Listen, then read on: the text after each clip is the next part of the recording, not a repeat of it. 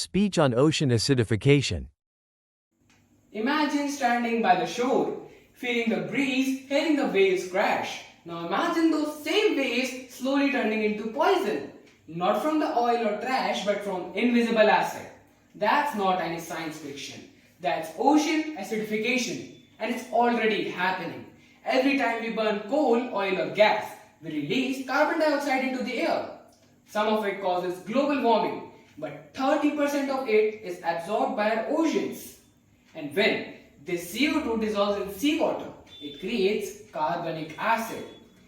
And this is what we call ocean acidification. And it's one of the most dangerous threats to both marine life and human survival.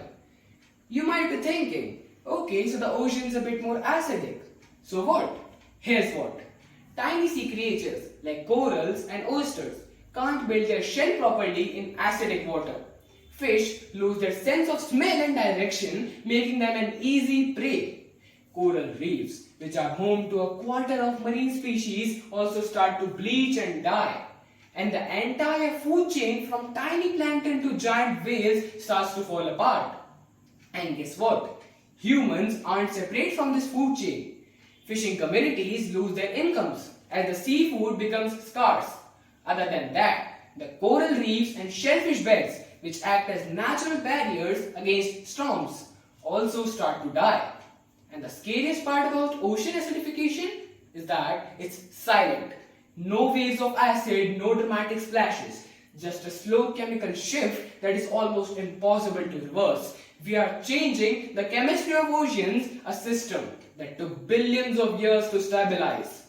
It's not too late. We can still save our oceans.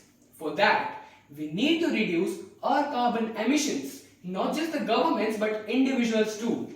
We need to protect marine ecosystems like mangroves and seagrasses, which absorb carbon dioxide.